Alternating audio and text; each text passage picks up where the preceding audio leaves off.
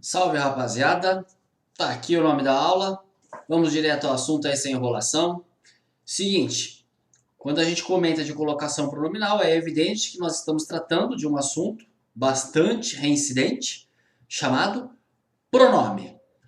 Noções básicas de pronome são elementares para que nós possamos agora fazer a construção de um conhecimento através de onde que eu devo colocar o pronome.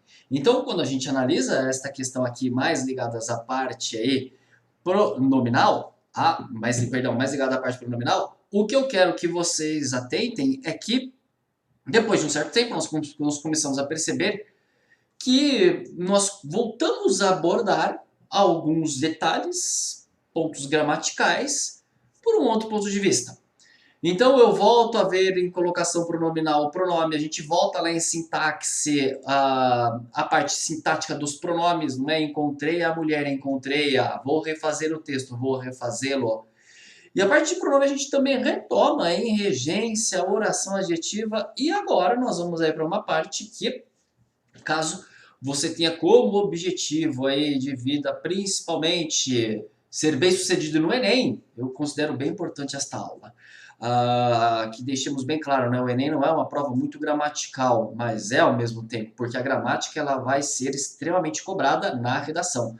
E vocês devem saber que a correção de redação do Enem é bastante rigorosa, eu considero uma das mais rigorosas do Brasil, levando-se em conta o número de 10, não é? No Enem de 2020, feito em 2019, vocês devem saber que não houve nem 60-10 em mais de 3 milhões aí de pessoas que fizeram a prova. Então, é evidente que quando você parte do pressuposto que não cai gramática no Enem, isso é uma falácia. Isso é uma grande falácia, pessoal. A gramática ela vai ser cobrada de um modo bastante rigoroso no seu texto de redação e a parte de colocação pronominal, além desta questão da redação, costuma aparecer bastante em questões do Enem propriamente ditas, levando-se em conta que o modernismo é a palavra de ordem do Enem, não é?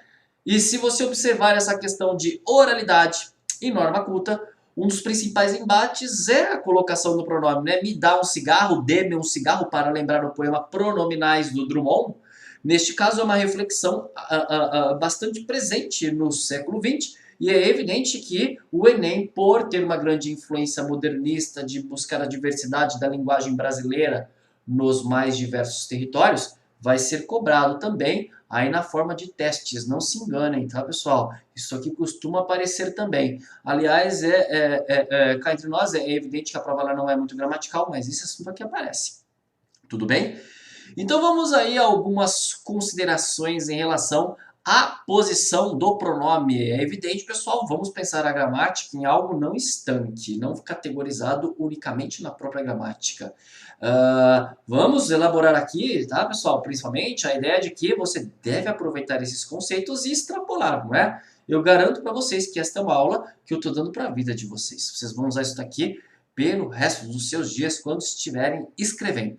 Então, vamos dar uma olhada aqui nessas questões relativas aqui à colocação do pronome. Vamos aqui à nossa captura de tela, então, façamos a transição para observarmos aqui estas relações de colocação do pronome. Deixa eu pegar aqui um marca-texto para facilitar a nossa vida. Vamos lá, então. Toda vez que nós falamos de colocação pronominal, nós devemos levar em conta que há três possibilidades de colocarmos o pronome. Tá? E que pronome de que pronome nós estamos tratando? Dos pronomes oblíquos átonos. Quais são os pronomes oblíquos átonos? Simples, pessoal, tá aqui, tá? O, ali, se, meter, nos, vos, lembrando que pode ser os, as, ilhes. Tudo bem? Então, em relação a esta posição do pronome, nós temos algumas possibilidades. Tá? Então, tá aqui, galera. Estes são os nossos pronomes oblíquos átonos, tá? Que vocês já conhecem tranquilamente. Vamos aqui a nossa aplicação com relação à parte de posição. Os pronomes oblíquos átomos, eles podem vir antes do verbo. Quando o pronome oblíquo átono estiver antes do verbo, este caso vai se chamar, vocês estão lembrados aí? De próclise. Próclise, pessoal, nada mais é do que pronome antes do verbo. Vamos aqui a um exemplo. não te contou a história. Tudo bem? Então eu tenho o verbo aqui, contou, maravilha. Se eu coloquei o pronome aqui, ó, te, antes do verbo, este caso se chama próclise, maravilha. Mas pode acontecer de termos também após o verbo, depois do verbo, e o nomezinho vai ser ênclise. Tudo bem? Vamos aqui a um exemplo de ênclise, quando o pronome vem após o verbo. Falou-me a verdade. Então aqui ó, eu tenho o verbo, o pronome oblíquo átono vem aqui após o verbo, então nós chamamos isso aqui de ênclise. Tudo bem? Essas são as duas principais posições do pronome em relação ao verbo. É evidente que pode acontecer de termos também uma espécie de arcaísmo, vamos rememorar aí a literatura lá do século XIX, até do XX, não é?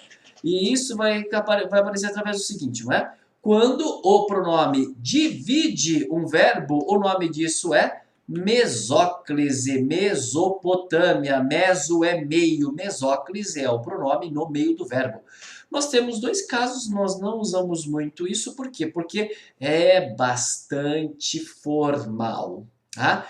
Dar-me-ei um carro novo, isso aqui, grosso modo dizendo, significa me darei um carro novo, não é? Provavelmente vocês entendem, mas existe aquele travo da modernidade que faz com que vocês não usem esta variante. E vocês são prudentes, tudo bem? Por que vocês são prudentes? Porque isso daqui, pessoal, é meio arcaico, em desuso, é uma visão bastante ortodoxa de gramática.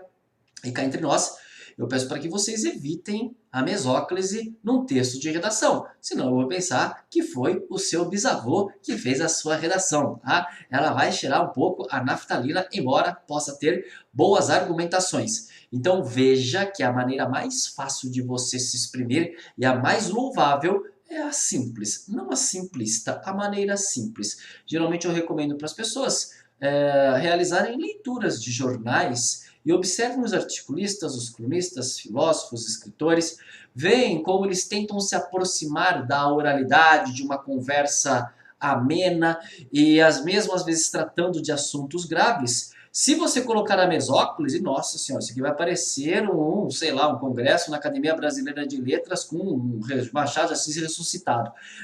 Eu tô brincando, mas neste caso, pessoal, bem, tomem cuidado aí em usar uma variante que é muito erudita, muito culta, como é o caso aqui da mesóclise. Tá errado então? Não. Não, pessoal. A mesóclise, ela é considerada de acordo com a norma culta. Eu só estou dando alguns toques para que vocês percebam que fazer uso da mesóclise soa esquisito em um texto atual. Por quê? Porque não é uma forma tão usada no dia a dia.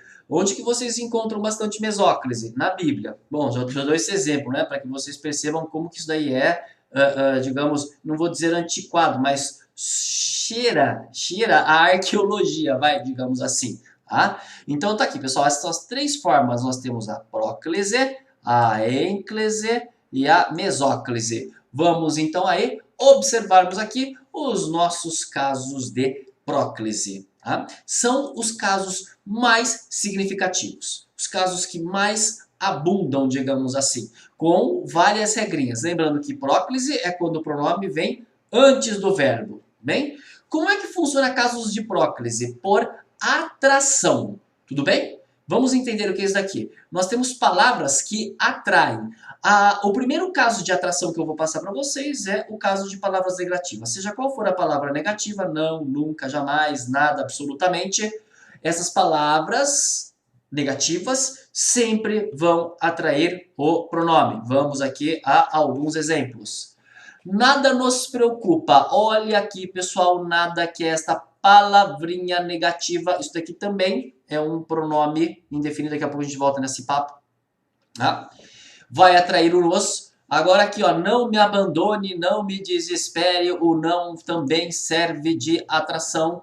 Eu faço uma pequena observação em relação aqui. Jamais te vi em lugar algum. Jamais o encontrei em um bar. Repara, o jamais o encontrei, o jamais o atrai o o. Tá? Observem aqui o seguinte. Não se sinta culpado. De acordo com a regra que eu acabei de passar para vocês, tem algum problema aqui? É evidente que não, estou seguindo a norma aqui, não há qualquer tipo de problema. No entanto, se vocês observarem aqui, não se sinta culpado, se sinta, repara, se sinta, não ficou esquisito isso aqui? Se sinta, tudo junto, não é? Gente, esse se sinta, que até dificulta um pouco a fala, nós chamamos isso de como é que é mesmo o nome? Quando você tem sons estranhos que se coincidem. Vamos lembrar, por exemplo, ela tetinha em consideração. Tetinha ficou feio, não é? Não é um encontro legal. Eu vi ela na rua, vi ela é uma ruazinha. Lembra do Serra na campanha? Ficou até esquisito, não é? Ele quis dizer como eu, como a Dona Maria, como o padeiro e tal, e as pessoas entenderam outra coisa. O nome disso é cacofonia. Aqui eu tenho um cacófato. Neste caso não formou nenhuma outra palavra. Aliás, observem como que forró bodó, forró nordestino adora brincar com cacófato, tá? Enfim, geralmente tem palavrão, coisa pesada. Beleza. Então, neste caso, senhores, eu estou obedecendo a regra, não é? Eu coloquei aqui o não está atraindo o C, só que ficou feio. Em nome do bom gosto, em nome de uma variável estética, em nome do... Vamos jogar a real? É mais bonito o errado. Não sinta-se culpado, mas é bem mais gostoso, não sinta-se culpado. Se sinta, parece um trava-línguas ainda, não é? Não sinta-se culpado, ficou bem mais suave, pessoal. Então, peraí, está me dizendo o seguinte, que eu posso bater para escanteio a regra em nome do bom gosto? Opa, tranquilamente, pessoal, bom senso neste caso, e extrapola algumas regrinhas gramaticais. Então você pode fazer isso sem problemas, não sinta-se culpado, você evitou o cacófato. Neste caso eu sou completamente a favor do bom gosto. Dane-se a gramática aqui, tá? E vocês também podem. Neste caso vocês podem também mandar a gramática para escanteio. Maravilha? Então tá aí, o primeiro caso, palavras negativas. Vamos aí para o segundo caso, os advérbios, sejam qual for aí, tempo, modo, lugar, negação, afirmação, aqui, ontem, lá, aqui, bem, em 1978, ao lado da rua da minha avó, sei lá, seja qual for aí o advérbio, pessoal, vai atrair o nosso pronomezinho. A que se faz, a que se paga, não é? Um provérbio aqui, uma maneira de ver o mundo com um olhar vingativo, não é? Algo aí, eu diria tranquilamente, que remete a século passado, a não legislação atual, e neste caso é mais ou menos olho por olho, dente por dente. A que se faz, a que se paga, reparem que o nosso advérbio de lugar aqui está atraindo o pronome. Vamos a mais um casinho aqui, ó.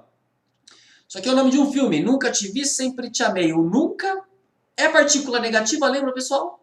E também é um advérbio de negação. Sempre é um advérbio de afirmação e de tempo, neste caso. Sempre te amei, pessoal. O nunca e o sempre atraem o pronome te. Beleza. Hoje me arrependo da vingança. Hoje, pessoal, neste caso, então vamos lá, só para marcar aqui, ó, nunca atrai, sempre atrai, o hoje também, outro advérbio de tempo atrai aqui o pronome me. Mas eu faço uma pequena observação a respeito deste último aqui. Quando eu começo, pessoal, com um advérbio, daqui a pouco vocês vão entender isso depois em pontuação, eu poderia colocar uma vírgula. Hoje, vírgula, como é que vai ficar aí depois da vírgula, então? Se acontecer isso, senhores, vocês vão ter que fazer isso daqui, ó. Hoje, vírgula, arrependo-me da vingança, tá? Deve ser a ênclise, que a gente vai ver daqui a pouco, tá? Depois na segunda aula aí de colocação pronominal. Isso aqui é uma regra de pontuação. Tudo bem, pessoal? A gente vê isso em ênclise. Após pontuação, você não começa com o pronome, maravilha? Depois, na parte aí de ênclise, que é rapidão, a gente mata esse tipo de dúvida. Tudo bem? Vamos tocar o barco aí? Então vamos lá.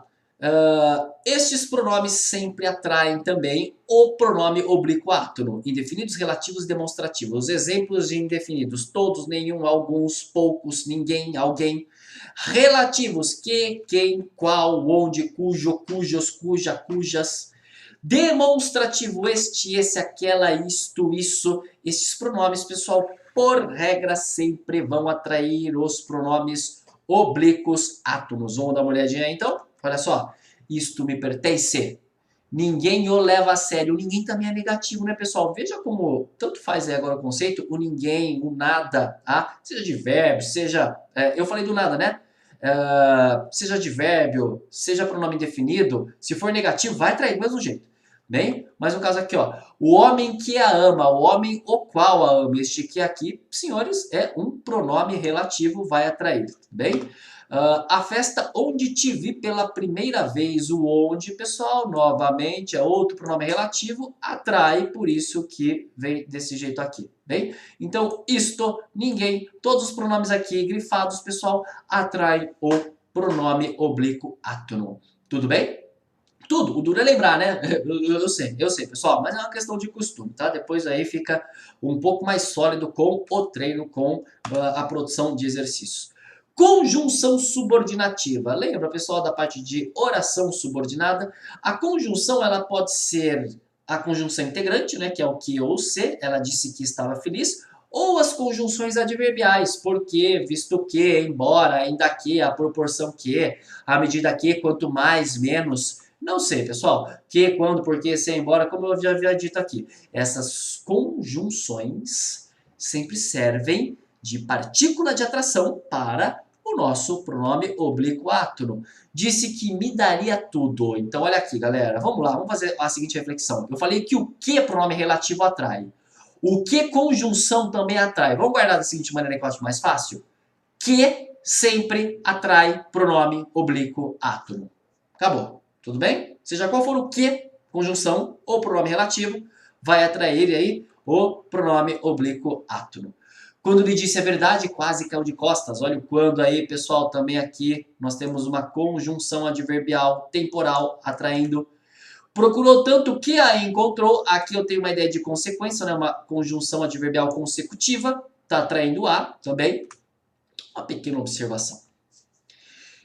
Esta famosa frase é atribuída a um político lendário chamado Jânio Quadros, que, aliás, foi professor de português, não é? Dizem, perguntaram um dia para ele por que ele havia renunciado, essa foi a resposta. Filo porque quilo, né? Eu fiz isso porque quis fazer isso. Filo, que verbo é esse, pessoal? Filo. É o verbo fazer, não é? Eu fiz o trabalho em casa. Filo em casa. Filo, trabalho, filo. Filo porque quilo, quilo, o que é isso aqui, pessoal? É grama? Não, quilo é quis. É o verbo querer, não é? Quis fazer isso. Só que eu tenho um pequeno problema nesta frase atribuída. Atribuída ao Jânio Quadros, tá? Não vou falar que foi ele que falou, porque isso a gente não tem certeza. Se foi de fato ele, o nosso ex-político biônico, infelizmente nós cometemos aqui um equívoco, né, pessoal? Levando em conta que eu acabei de explicar para vocês, corrijam para mim esta frase aqui, pessoal. O filo, porque, quilo. O porquê é uma conjunção, então atrai o pronome, como que é o correto, pessoal? Filo, porque, o quis. Beleza. Filo, porque, o quis. Esta seria a forma correta que deveria ser dita, sei lá se foi ele, pelo Jânio Quadros. Tudo bem? Além de conjunção, orações exclamativas e interrogativas. Pessoal, apareceu o ponto de exclamação e interrogação, próclise. Quem nos atacou? Ou então, por que me disseram isso? Ou sei lá, como te machucaram? Reparem, pessoal. Olha os pontos de exclamação e interrogação aí. Vai ter que colocar aqui, então, a nossa famosa próclise. Oração optativa, isso aqui eu falo mais para desencargo de consciência, tá? Não é tão comum. Essas orações optativas de desejo não é opção, tá? É quando você deseja algo do tipo como Deus lhe pague, que o diabo te carregue ou que a terra lhe seja farta. Tudo bem? Você, quando tiver esse tipo de frase que nós não usamos com muita intensidade, também, por regra, você vai colocar aqui a próclise. Último caso, em mais gerúndio. Em mais verbo no gerúndio, você também coloca a próclise antes do verbo do gerúndio. Em se tratando de cinema, prefiro suspense. Em se falando de silêncio, acho melhor mudar de assunto. Em se estudando, sempre que houver essa estrutura em mais um verbo no gerúndio, você coloca, por favor, a próclise. Beleza, maravilha, pessoal? E aí, para a gente fechar agora este momento, nós temos a chamada próclise facultativa. É a próclise tanto faz. E isso daqui geralmente é uma dúvida de alunos. Por exemplo, se tivermos aqui, Maria me mata de prazer. Você poderia colocar Maria mata-me de prazer. Sempre que houver o sujeito e um verbo, você escolhe a posição que você bem entender, tá? Pode aparecer antes ou depois do verbo. Eu me amo ou eu amo-me. Tudo bem? Tanto faz você colocar aí. O Brasil se desvia de suas metas ou o Brasil desvia-se de suas metas. Aí agora, o que eu faço? Aí eu deixo com vocês, tá? Porque, vamos lá, o Brasil se desvia ou então Maria me mata é um pouquinho mais informal, mas tudo bem, galera, tudo bem, tá? Eu não tenho aí do tipo preconceito com o que é mais informal. Aliás, eu sou a favor da oralidade cada vez mais influenciar a gramática. Um outro caso é quando houver uma preposição e um verbo no infinitivo. Por exemplo, vim para apoiar-te. Bem, eu tenho para, mais um verbo no infinitivo, você poderia colocar vim para apoiar-te ou vim para te apoiar. Tanto faz, você escolhe o que você pretende aí. Ele é capaz de arrepender-se, ele é capaz de se arrepender. Você que escolhe aí. Tudo bem, pessoal? Estes são os casos mais longos. Próclise é isso. Como o slide é muito rápido, a gente tem noção, mas eu passei vários casos aí, tá bom, pessoal? Na próxima aula, a gente vai ver aqui os casos de ênclise, que é isso daqui de rapidão, pessoal. Agora a conversa vai ser bem mais rápida. Maravilha, pessoal? Então, em relação aqui à introdução de colocação pronominal, tá ótimo, a gente fica por aqui. Muito obrigado pela atenção, senhores. Beijo no coração, valeu!